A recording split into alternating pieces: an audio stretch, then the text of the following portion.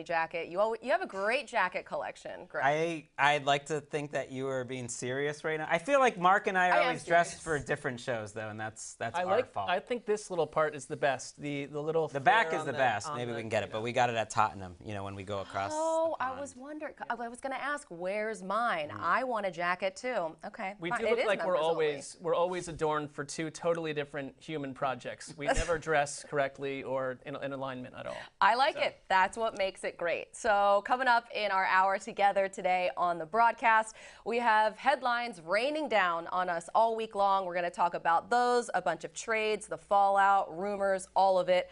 But let's get into our first piece of news here, the press conference. An extremely uneasy introductory press conference for Deshaun Watson as he faces 22 civil lawsuits here alleging sexual misconduct. It was Watson's first time fully addressing the legal situation so directly and also taking questions as well. He was in Cleveland along with Browns GM Andrew Berry and head coach Kevin Stefanski. So let's hear from the Browns' new quarterback and what he has to say to Cleveland fans.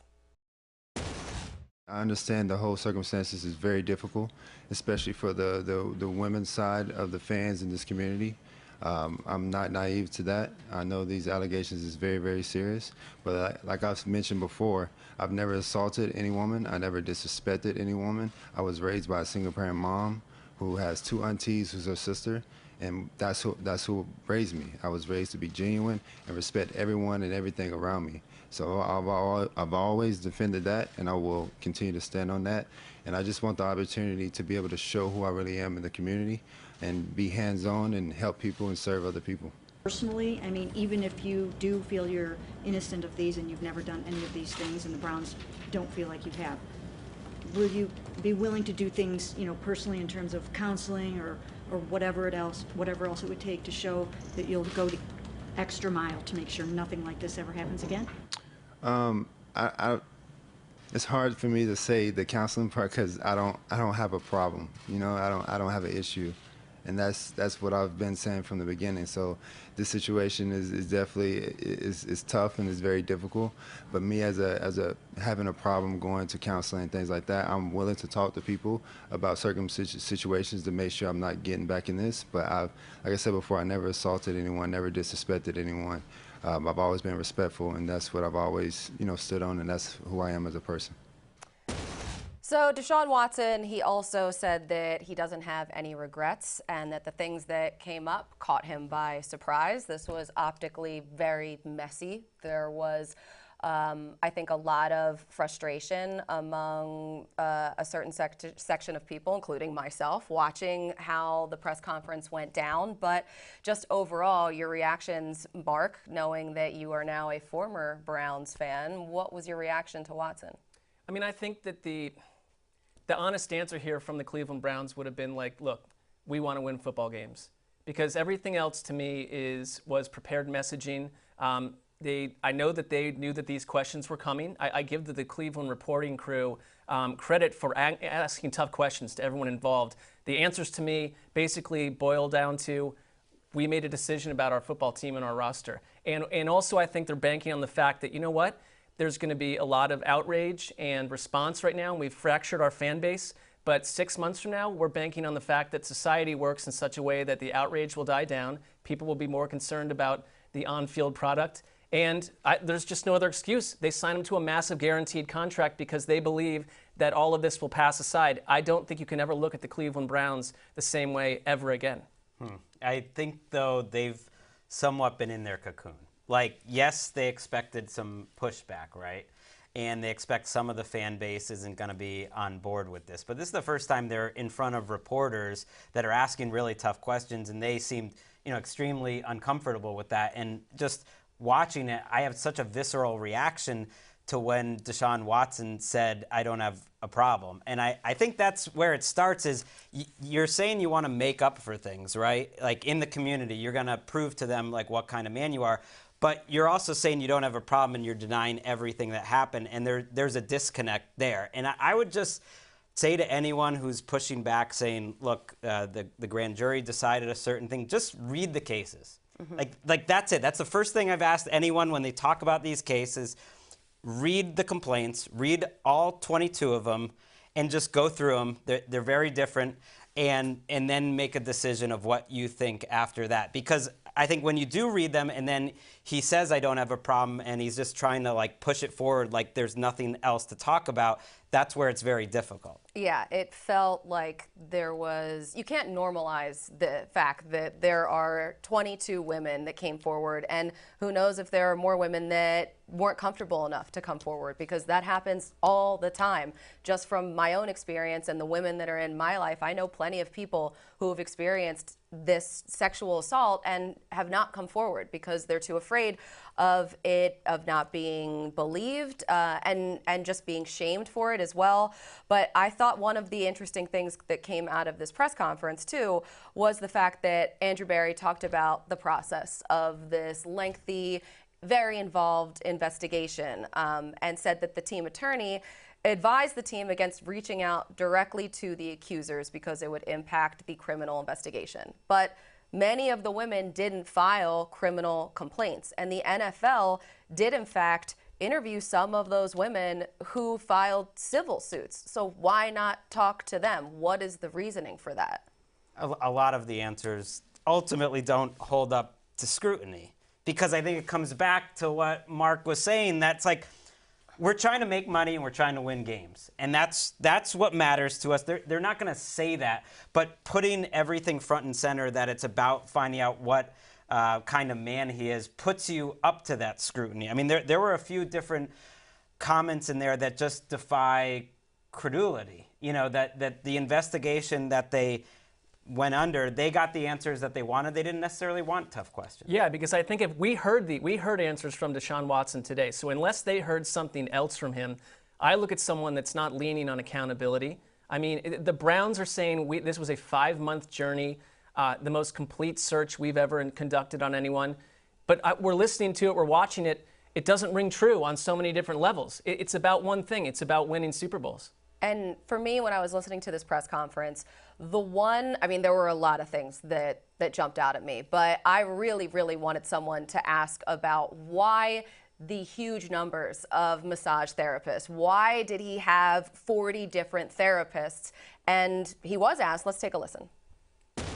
As details have come out, some people have wondered why you've used the number of massage therapists that you've used. Can you kind of explain that number? Yeah, I can't get too far into detail because there's an ongoing investigation still. But I can say that with this now day and age, especially with my age group, social media is a big business part that goes into it. So that's, a factor into it. But as far as the details, I can't get too far into it because there's an investigation going on. But hopefully, once everything is resolved, I can speak freely on it.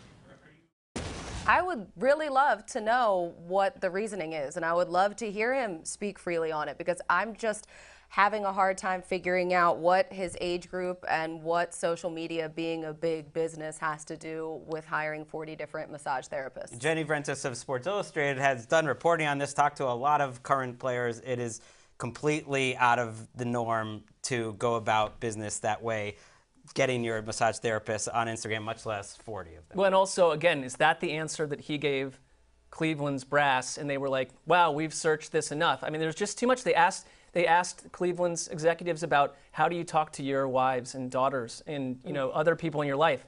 And it's a difficult conversation. This is a tough thing to discuss. Well, it's like, again, that's not an answer. It doesn't address, I think, the people that feel disenfranchised and pulled away by this lever pull, which is all about winning, all about money. Like, no explanations came down to me that would change my heart on the matter. Right, and just miss me with like any character concerns knocking guys down in the draft a couple rounds. It's like, right. We don't need to hear about character concerns anymore. Like, they gave him, not only did they bring him in, but they gave him the biggest contract in NFL history. That was part of it. I think that was so upsetting for everyone, obviously for a lot of women inside and outside the NFL, but just as like a human being, like it's right. upsetting that everyone just put that to the side. And the way that they structured that contract to protect him and to protect themselves, it was just all very telling. And then to wrap up the entire press conference, they all smiled and took pictures with the number 4 jersey, and it just didn't sit great with me. So that was unrewarding. That we didn't need that visual along with the rest of the whole thing. Right, correct. So it was a bit of a spectacle, but we knew that it was coming, and now it's over. I'm sure there will be plenty more coming out from Berea, and of course, you can keep up to date here on NFL Network and the Around the NFL broadcast. But we have more coming up here because, man, this week was wild. I mean, blockbuster trades, and this guy right here was one of them. It was a surprise to many. I didn't see it coming. The Cheetah, he's now a Dolphin. We'll talk about it.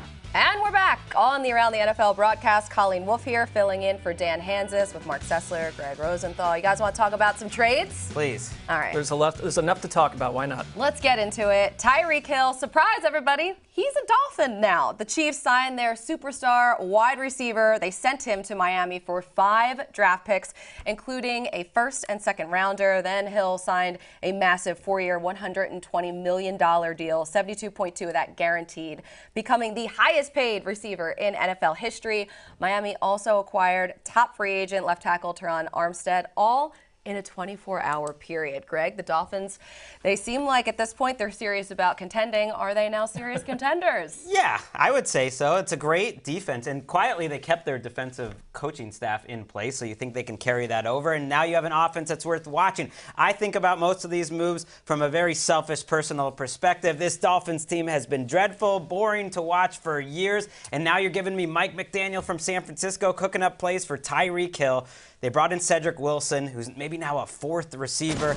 Of course, you have Jalen Waddle. Him and Tyreek Hill are as good as anyone, getting open quickly off the line of scrimmage, and Devontae Parker deep. I just don't think this can't work. It just has to work. It's going to work, and I think Tua Tagovailoa's skill set works well with these players. It's a super expensive maneuver. I mean, it costs them a lot. It has to work. The thing is, everything looks great, a week after the Ides of March, but I do sometimes feel like some of these deals can turn kind of evil. Here's what's different than Miami in the past. Wait, evil? Why would it turn evil? Because a lot of times, let's go look at what we were all, going crazy about 2 years ago in free agency. Most of those players aren't even on the same team.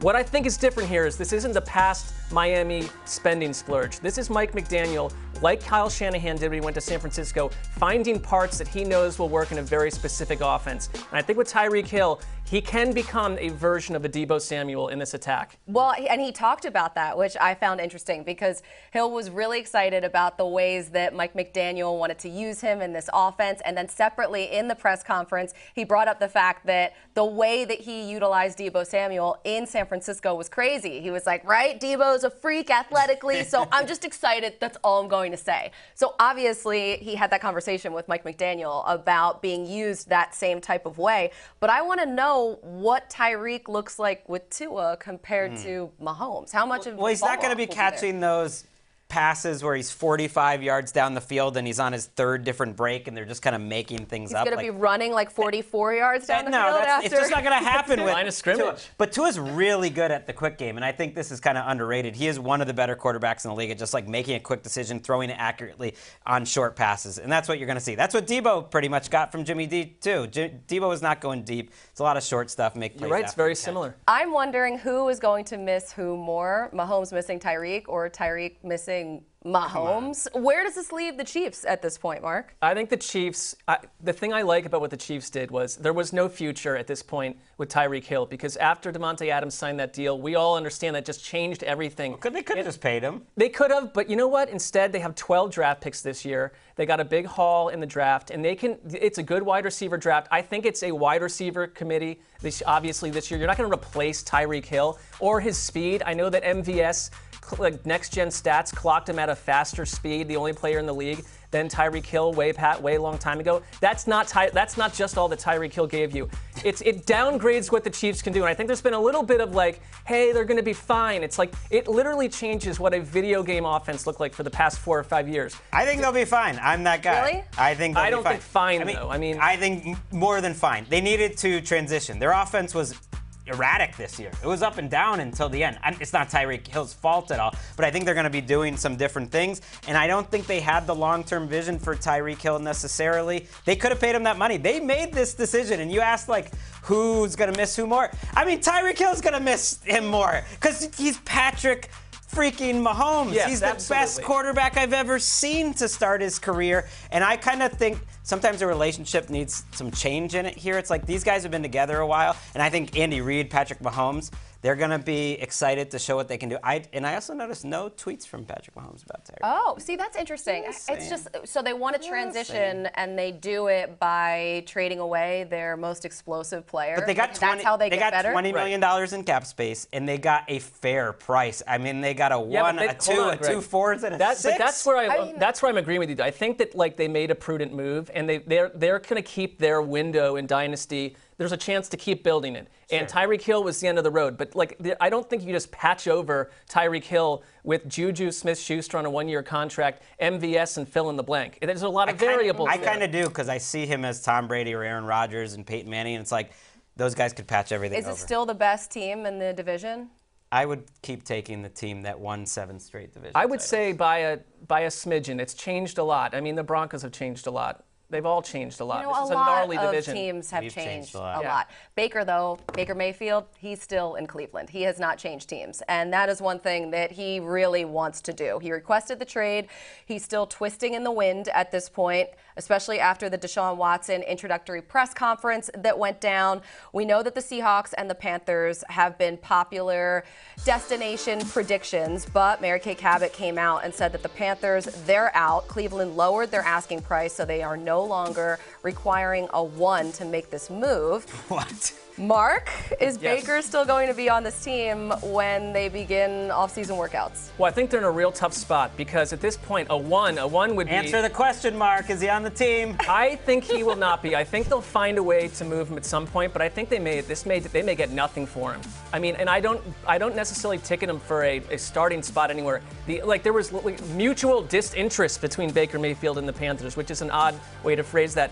But Seattle, I think, is your only chance right now, unless an injury occurs, and maybe if you're Cleveland, you sit around and wait for that to happen. I don't know if you can keep both these salaries on this team, though. Mutual disinterest $60 million. is definitely like, oh, the Panthers didn't want me. We'll put it out there that I don't want them either. Like, first of all, Panthers, Baker Mayfield is a lot better than Sam Darnold. And if the price, let's say, is a 5th-round pick and a 1-year guaranteed $19 million, I would do it because you're going to have to watch that team play football next year. And I think everyone's done watching Sam Darnold play football. It's got to be Seattle in the end, right? I guess. think so. I've heard some talk, though, that he's going to have to get Osweiler, that they're going to have to give up a pick for a team to take him. And I think that's crazy. I think it'll be draft weekend, day 3, 4th-round pick. That's right here. What about the fever dream that he goes to the Steelers? Whose fever dream? Is that yours? I mean, I think it'd be super intriguing visually to watch him go to Pittsburgh of all places and then deal with Cleveland twice a year. I think that there's gonna have to be someone that becomes a buyer. Right now, I just put Seattle at the top of it, and it happens for a lot less. I don't think it's crazy that they'd have to give a pick to dump the salary. I just do not. It's not that bad a salary for a starting quarterback, and their quarterback's Drew Yeah, Lock. but if it's the Steelers, they have like 7 quarterbacks right now. I think so Mike it's like, Tomlin's seen enough of Baker Mayfield, to be honest. Like, I think he's playing against him twice, and he's like, I don't want that dude. I don't. Yeah. But the whole league seems to be saying that. Do you give him any leeway whatsoever because he was injured? Like they I were going do. to shut I him don't down. think he's a terrible He was quarterback. Like, no. I think he's like, to Greg's point, I think he's way better than Sam Darnold. It's like a mid-level starting. where- I think that people don't want, I think his stock has dropped so much. There's a lot of groupthink, and it just like someone out there is waiting in the weeds for Baker at the right price, which is next to nothing. All right. I still am liking the battle with Trubisky. If it's like a Mitchell versus Mayfield situation in Pittsburgh. I like the whole Baker would Darnold never happen, picks but- 1 and 3 in the draft on the same I team. do but like it's not that. gonna Well, happen. stay tuned because it'll probably happen in like 10 minutes and render everything we just said completely useless. Coming up next on the broadcast, we are going to talk about some of the other quarterback dominoes that are falling, including Matty Ice now in Indy and his replacement in Atlanta. That's coming up.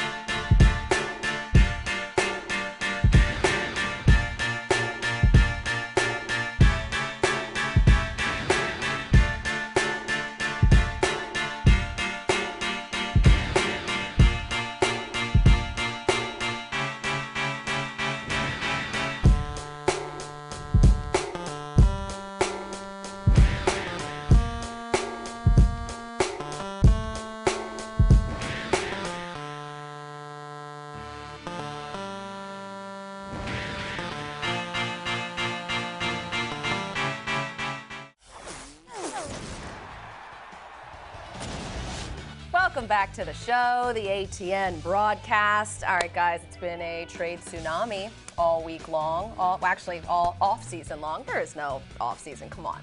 It's been crashing, and it included Matt Ryan. After 14 seasons in Atlanta, he was traded to the Colts for a 3rd-round pick. The Colts desperately needed a quarterback after they traded away Carson Wentz.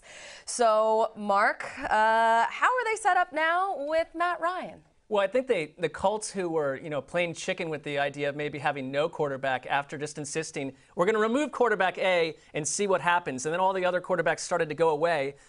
This is the best case scenario that they didn't plan from the start. I love it for them. I think Matt Ryan can still play. If we liked what was going to happen with Carson Wentz in this offense for all the Frank Reich-ish reasons, then we like it more for Matt Ryan. And I Love your air quotes that you're Well, no, using. because that was the sell point on Wentz, was like, he's in a great environment. Now, look, they don't have a great cast of wideouts. They could use a little more help along an offensive line that probably people think is better than it is at this point. They lost guys there. But in general, Matt Ryan is the biggest winner here. He was in a terrible situation. He's in a better one now. If Matt Stafford got younger and hotter last season by his transition, Matt Ryan will get younger and hotter as well.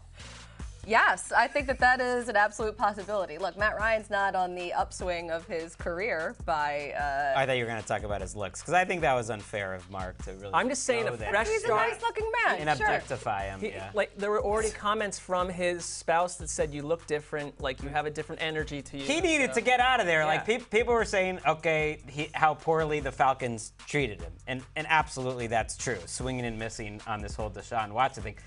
In the end, Does he look better looks now? better. I mean, He it's the does. skinny tie, it's the whole thing. Yeah. Here's what he got off his back: the weight of a miserable Falcons franchise who hadn't won back-to-back. Have back-to-back winning seasons until he got there. Yeah. He was the first one to do it, and he did play well last year. When he got protected, he can still get the passes into tight windows. Like, he's very makes good accurate. decisions. He makes great what they decisions. need. That's perfect for Frank Reich. I don't think he's like a top 10 quarterback anymore, but he's better than Carson Wentz. And don't you think, like, the Wentz, the way it all happened, it's kind of a lesson in life. Like, just let it flow. Like, we know this person's bad for us, Carson Wentz. We're going to get rid of him. And whatever's behind door number 2, the world will reward us. Tell that The to universe. Like the Washington Commanders were like, we're just going to do a knee-jerk move the minute that Carson Wentz is available, take on his Right. massive salary, and try to please the fan Right. base with that one. He costs more than Matt Ryan, an extra third-round pick, and he costs more, and he's clearly inferior. Well, I mean, to your point about Matt Ryan's wife saying that he looked different, she said that he was upstairs kind of mulling the decision, and then she said he walked downstairs and the look on his face was completely different. It was like he knew exactly what he wanted to do, and he had come to the agreement, and he made peace with it, and he was ready to move on to a new city. You ever And I love quit? You ever that. quit a bad job? I mean, this Yes, is a wonderful many. job, but yeah, in the past where it's like you have like 80 emails sitting in some stupid email account, you're like not even answering them, shutting the I laptop, worked for a walking out the produce door. broker. Absolutely. I hated it. We used to work together on different platforms on this very own network, and now look at you. You're the face of the network. Look at me now. Real quick, though. Yeah, right. Which free agent wide receiver would you rather see paired with Matt Ryan? T.Y. Hilton, back with the Colts, or Julio Jones, back with Matt Ryan? Both not at the top of their careers. Julio and Jones. suffer many injuries here, but who would you rather see? I just enjoy watching Julio Jones more than T.Y. Hilton. No knock on the Hilton family. I think he probably has more to offer. There were some whispers when the Ryan Julio thing broke up that, you know, they worked together a long Maybe time. they should Right. not be back. They together. worked together a long time. Matt Ryan was there Okay. 14 years. Like, because we're used to Aaron Rodgers and Tom Brady playing on their team for so long, it's like, that's a long time, 14 years. Well, you know who is back working together? Marcus Mariota. He is in Atlanta with his old coach, Arthur Smith. I love a reunion, guys. And I know that this, I don't know if the great reset with the Raiders will do any wonders here for Mariota, but Greg, where is he? He's back for your quarterback index, and I think that's the most important thing. He'll probably be Yikes. towards the bottom, but I do like seeing a guy like him who wasn't a bust with Tennessee. He had his moments, he had his limitations. He's going to get another chance. It's just he's going to be facing the same issue that Matt Ryan had, which is a really poor offensive line they haven't addressed, and a lack of wide receivers. His number one receiver right now is Olamide Zaccheaus. Yeah, I mean, sorry, but I don't know also, who his number 2 is. When he was Kyle paired in this marriage with Arthur Smith, the last year they were together, was when Mariota was benched for Ryan Tannehill and never played again for the Titans. So I'm not sure that they were. Look at those wheels, though. I'm not sure they were. Well, but he's perfect for this. Come in and throw 30 passes since before Corona, and everyone's, fetishizing you. But I don't love that plan because him as a 6-17 game starter in a terrible offense with no weapons feels kind of doom-ridden for me. So you're like used to like Joe Thomas and Steve Smith. And No, these I'm used guys. to Like, you guys, They're not too. used seeing like fetishizing. They're not using No, Mark but everyone- Kessler's vocabulary. Everyone is I've like missed way this. into Mariota out of nowhere, and it's like there's a reason he's thrown 30 passes in 2 years. Also. Okay. But that's fine. He's a good athlete. I get it. But with him being back with Arthur Smith, and as you said, he was with Mariota when Mariota was benched for Ryan Tannehill. Is that a vote of confidence, though, for Mariota, or is this just like a total desperation? They need someone to play quarterback, and it doesn't surprise me. They thought he was the best guy to do it. He knows Smith's system. I think Arthur Smith did a great job last year. He was kind of one of the better coaches of the league because that roster is pretty rough. Arthur Smith did do a great job last year, and we were on that during our show, and we were getting battled by some. But I would just say this: Marcus Mariota is a raging patch. They probably could still look at draft someone. We'll find out how the Falcons really feel with that 8th overall pick. Let's check in, though, on the Cardinals quarterback, Kyler Murray, and his social media journey that he's brought all of us on with him. He previously scrubbed his Instagram of everything Cardinals. Then his agent issued that weird statement about how he wanted a new deal. Since then, though, more pictures of the Cardinals have popped back into his Instagram account and on his socials. He was at a charity event on Thursday this week and said his social media moves have nothing to do with the Cardinals. For a second there, I was trending for I want to say 5 weeks in a row, and I'm like, every time I get on Twitter, I'm looking at, I'm like, what are people talking about my name for? All this stuff. Obviously, you got the whole, social media stuff, and then coming out with, whatever it is about, the future and stuff like that. But I'm happy where I'm at. I'm just being where my feet are, keeping football the main thing, like I always have. I'm an Arizona Cardinal. I've done nothing but, give my all to the Cardinals. We'll continue to do that. So I'm not really too worried about my future as a Cardinal. So Kyler Murray is pulling a whole, I don't even know what you guys are talking about. Right. Like my social media, I have no idea why I was trending. You know exactly what you were doing. That was very calculated. And even if all the youths and post youths scrub their social media accounts, you're a pro NFL quarterback. Like when you erase all indication of the Arizona Cardinals from your Instagram account, then you're like, why am I trending locally or globally? It's like, well, I think there's a reason for that because you're also, your agent put out a bizarre Russian novel about your contract demands. So it wasn't just a flight of fancy online business. Right. That statement more or less said, "Pay me." And if you don't pay me, I'm probably not going to be playing for you anymore. I like Mark's theory, and I think it's right. I think it's the youth gaslighting the olds. Yes. He's gaslighting us. It's like, oh, you olds, and now you're with us, Colleen. I know we're way older than you, but you're probably closer to us than Kyler. I am. So you're probably right. He's gaslighting the olds. He's saying, oh, you don't understand. I love we Instagram. Understand. If I had to go scrub Instagram of fill in the blank topic and there were 800 items, it's like, I don't have time for that. I just don't have time he has someone to do that. Well, all right. Well, I don't have someone to do that. That's true. But he had. It was just 2 photos that were left on his Instagram, right? That's not nothing. That's not like, oh yeah, what are you guys talking about? I didn't even do anything, huh? It was very intentional. But Kyler, cool, we see you as part of the olds here. Let's move on to this story because I found this fascinating, and I wasn't sure if I was going to because when I saw the headline, I was like, okay, this is another from the pile of Urban Meyer is toxic, a new report. But oh my God, the details in this report were fascinating. Jason Jenks and Mike Sando of The Athletic did a great job reporting here. It was a detailed account of Meyer's time in Jacksonville and his pattern of very problematic behavior of threatening and belittling players and coaches. There were plenty of examples and receipts in there of how he led by fear. Players describing the year as mentally exhausting and saying that coaches actually got it even worse than the players. But I'm not even sure where to start, but I'll start with this first quote in here. I guess after a missed assignment in the preseason, Urban Meyer said to a group, if it happened again, he was going to cut every single one of the players present. And then he said, and do you know what would happen if I cut you guys? You couldn't get a job paying more than $15 an hour. That right there just tells me we already knew what kind of person he was, what kind of leader he is. To even think that is one thing. To say it out loud is something even worse. But it implies that these people that he said it to are intellectually inferior to him. And he's just the worst. He doesn't look at them as grown men who, by the way, would be making millions somewhere else if you cut them, of course. Right. There's a lot that you can bang on Urban Meyer with this story. Like, he was disrespectful. He was racist in his comments to John Brown. Oh, like that was he was, so it was bad. basically like a Ponzi scheme. This guy on air talking about leadership when he's the total lack of leader. But I spin it positive. Like, I love quarterbacks. I love Trevor Lawrence in college. Like, this got me thinking, like, Trevor Lawrence gets a restart. And there were moments last year where, like, nothing really made sense watching Trevor Lawrence, but he didn't look like a bad player.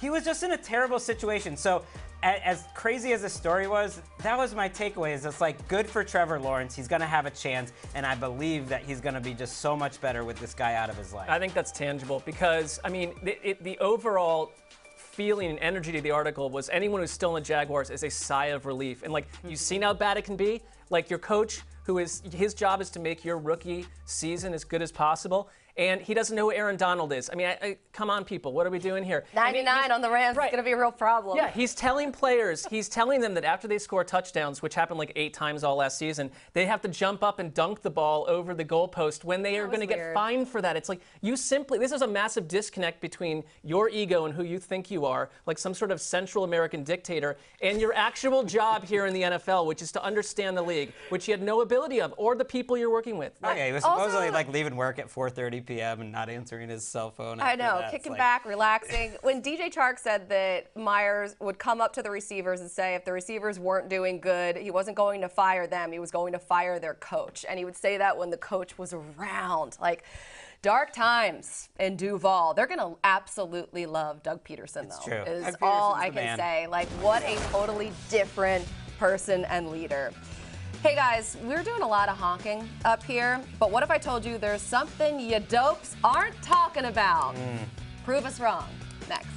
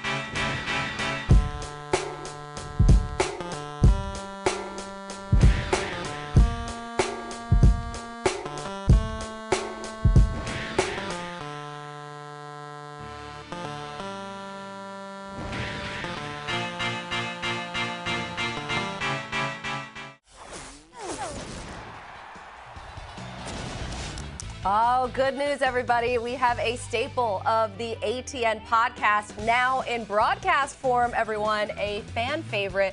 Please allow me to introduce What You Idiots Aren't Talking About. Greg, would you like to explain this segment a little bit more? Yeah, well, it's like one of the things that sets our show apart is like we're way smarter than everyone. You know what I mean? And sometimes it's like the basics in the media, they're at the surface level. And we see the deeper truths, like what you nincompoops aren't paying attention to in Buffalo. The other Buffalo Bills signings, like, yeah, Von Miller gets a lot of attention. Okay, great signing. I love everything else this Buffalo team has done this offseason. Jamison Crowder replacing Cole Beasley, and you give Isaiah McKenzie a contract. Roger Saffold helping their run game quietly and very cheaply, getting a couple defensive tackles that I like, and Tim Settle and Daquan Jones. This organization just does smart things. O.J. Howard was a nice flyer at tight end. Like, everything they do, Duke Johnson, my guy, is a third-round. Everything they do is smart. They, to me, are the superpower. They are the favorites in the AFC. I'm sure there are, just a few Bills beat writers thinking like, we did mention those guys in our articles, Greg, if you care to check them out. Who's the dope now? I mean, maybe it's the national people are the dopes, but we see deeply. We do. We see deeply. I would mention what you naifs sitting to my right are not paying attention to. Oh, it's us too. Just skated right by you, is the fact that Joe Burrow understood that crackers and cupcakes were going to change his life as an NFL player. Lyle Collins, the top 15 tackle last year in the NFL, the final icing on the cake of Cincinnati's overhaul of an offensive line that last year was a semi-disaster. How was he recruited? By going over to Joe Burrow's house. And what did Joe Burrow serve him? Not expensive wines and like all sorts of fish items, but like crackers and cupcakes. And it was like, Lyle Collins just said, it was like hanging out at my little brother's house. It had this cool, super chill vibe. Joe Burrow isn't one of these guys that's going to complain about, listen to me, fill my needs left and right. He's just going to go do it in silence. I mean, we did find out about it. Relative silence. Tell us about your issues with fish products. Fish items. Yeah, you don't Does that like include like food. shrimp cocktail? Yeah, or, trying to caviar? bowl them over with rations. Like just let's do some. Mark, famously pretty much only eats crackers. That's about it. Oh, So wow. this I really love that was- Collins, too, like, went by the river and, like, I guess he was talking to a bunch of guys who were fishing and then went to the mall. Like, he's really in the community They there. figured Love it out.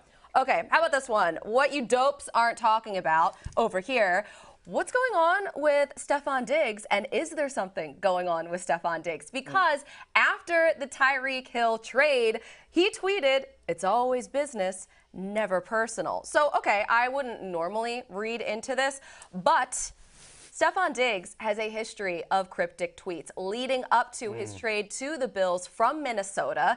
And we know that it ended with, "It's time for a new beginning," and then all of a sudden he was traded. So, of course, he's not going to be traded, you idiots. But I'm saying that he probably saw that Christian Kirk deal and was like, "Guys, time to pay me. There's a significant gap there, and that needs to be filled with some money." We like conspiracies. We'll just leave it right there and let it sort of simmer. I love it. I love it. Maybe we should get some fish items up here Sure. in the break here. All right, we have some confessions coming up, everybody.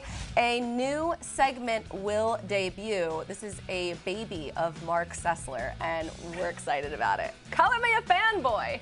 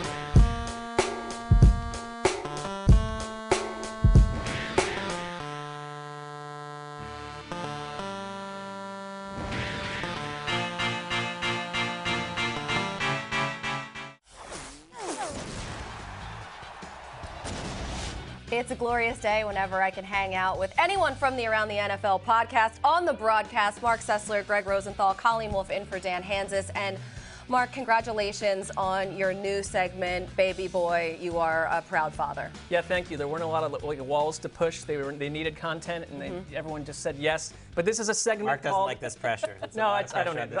It's called Color Me a Fanboy, and it's spelled F-A-N-B-O-I. Love it. Like we're not just olds. Like we kind of get how some things work in this modern time. But it's things that we just can't control our emotions about inside the league that have us jazzed up, for lack of a better term. Jazzed up. Greg. Yeah, I think Jazzed up. We are jazzed up and not old. I think you lost the youth market with Okay. jazzed up. Color me a fanboy, but my criticism of the Patriots offseason ended the minute that they signed Malcolm Butler. This man has brought me so much happiness, so much joy.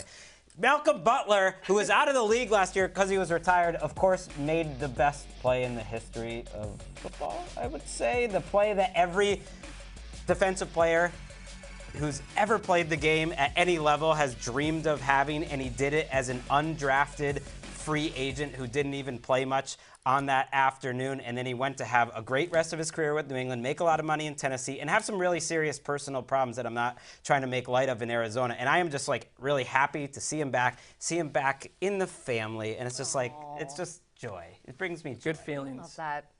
Okay. So, Mark? You'd like me to go now? Yes. I will. I'm going to mention Nathaniel Hackett, the Broncos' new coach. Take a look at this video if you've been asleep the last 2 weeks. Wow. Come on, y'all. Russell Wilson. Holy very exciting. I'm not going to lie. I was very excited to meet his wife. Almost probably more excited, not going to lie. But sorry, Russ. And the family. But just as a man, as a father, I mean, he's an amazing person. I'm so lucky to be up here again in a suit in front of y'all. So excited to be part of this journey with the Denver Broncos, with all these guys on this team. All right, so first of all, I know that's not even the money quote, but the fact that he can't stop saying he's so excited just to be standing up there in a suit, this is a special type of human. I cannot wait to hear more from him. And even, I don't want this to happen. Let's say things go south just a little bit, and we have to get the dark version of Nathaniel Hackett, dark Hackett, when you get the other energy.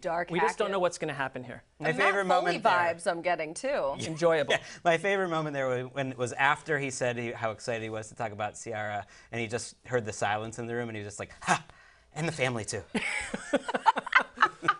Okay, I'm fanboying over him as well. But I have one for you guys. Do you guys know about Hassan Reddick? Just play along and say no. No. Never heard of him. Oh, my God. Who? Well, you're about to know about Hassan Reddick. This is Philly's newest pass rusher, and he goes by Haas, so get used to it. We're going to put it out there now. Start saying it. He's playing for his hometown team because he's from Camden, New Jersey, for an Eagles team that had the second fewest sacks in the entire NFL last season. And Haas has been putting up great numbers over the past 2 years. Top 5 in sacks, has the fourth most TFLs. Only TJ Watt, Aaron Donald, and Roquan Smith have had more since 2020. The third most forced fumbles. I mean, I can go on and on. However, this is a guy who was not offered a single scholarship out of high school. He walked on at Temple under Matt Rule.